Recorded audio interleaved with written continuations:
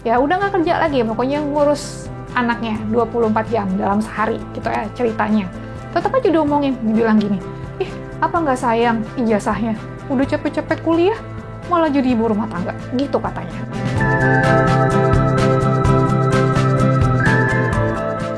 Halo, selamat datang di episode ketiga Live Chat with Rifa Sanjati.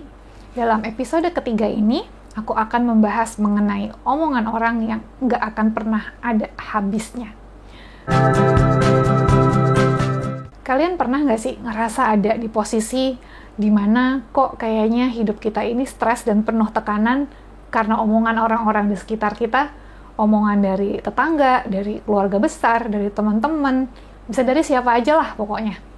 Contohnya nih ya, kalau kamu perempuan, umur udah 30-an, masih belum merit, pasti jadi omongan orang. Dibilang, kamu sih terlalu mikirin karir, kamu sih jadi perempuan terlalu mandiri, kamu sih begini, kamu sih begitu, akhirnya jadi perawan tua deh. Gitu katanya. Nah, tapi apakah itu berarti kalau nanti kita udah merit omongannya akan selesai sampai di situ? Nggak juga, tunggu dulu. Nih, jangankan ya, ini aku denger nih ya dari teman-teman aku yang udah merit. Jangankan orang yang udah merit bertahun-tahun tapi belum punya anak. Baru merit 1 bulan, 2 bulan aja, kalau udah ketemu orang lain akan ditanya, udah isi atau belum? Ya nanyanya sih nggak apa-apa lah ya, mungkin niatnya baik.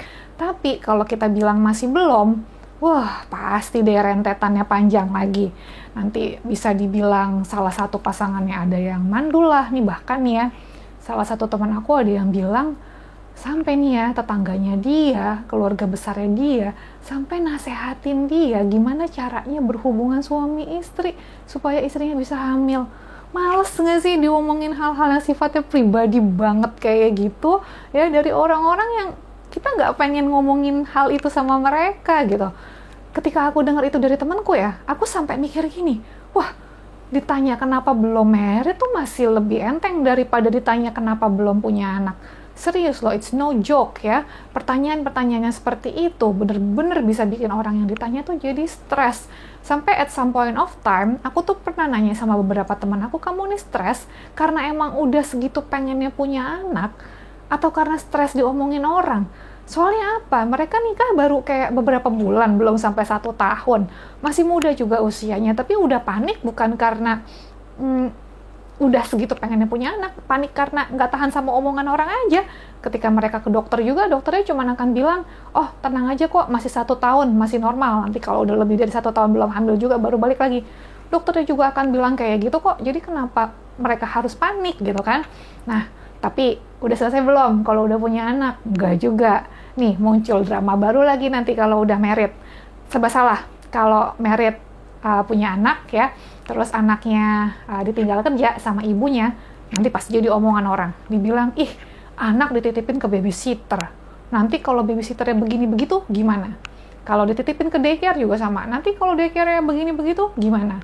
Dititipin ke orang tua juga salah, apa nggak kasihan sama orang tuanya, udah ngebesarin kamu, ngebesarin anak kamu juga, gitu katanya.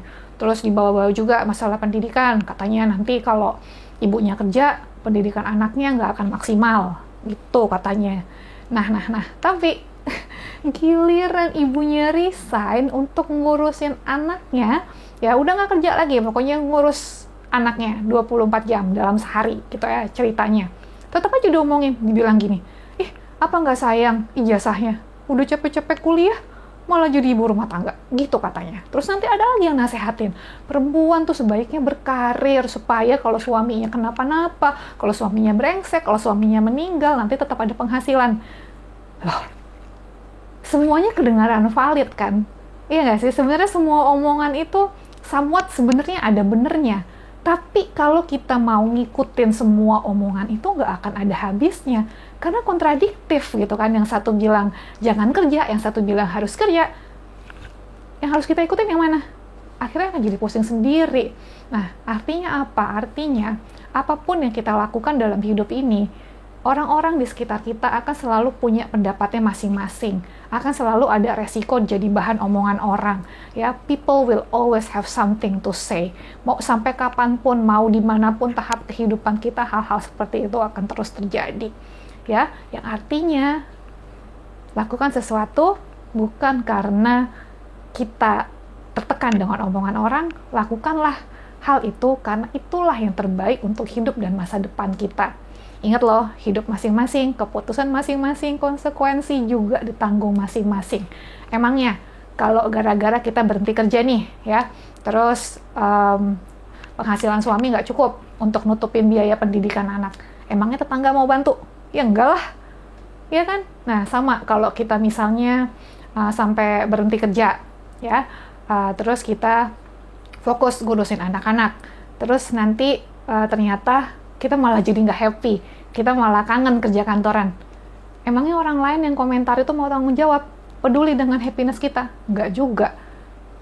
Apapun lah ya, atau ya sebaliknya lah, biar fair enough. Kalau misalkan kita mutusin untuk tetap kerja gitu ya, supaya nggak dibilang ijazahnya sia-sia. Ya kalau ternyata benar nih, ternyata anak kita butuh perhatian khusus, dan ternyata karena kita sibuk kerja anaknya jadi terlantar, memangnya tetangga masih mau tanggung jawab? Masih mau peduli dengan pendapat dia masalah ijazah kita gitu? Ya enggak kan? Gitu sih. Jadi at the end of the day, ya fokus dulu nih ya, kita timbang plus minusnya, kita timbang prioritas kita timbang kapasitas kita, dan kita putuskan apa yang terbaik buat hidup dan masa depan kita. Semoga apa yang aku sampaikan di episode ketiga ini bisa membantu teman-teman dalam membuat keputusan-keputusan penting dalam hidup ini. Ingat ya, hidup itu targetnya bukan hanya sukses menjalani kehidupan, tapi juga bahagia dalam menjalaninya. Finally, thank you for watching. Jangan lupa like dan jangan lupa subscribe. Bye-bye!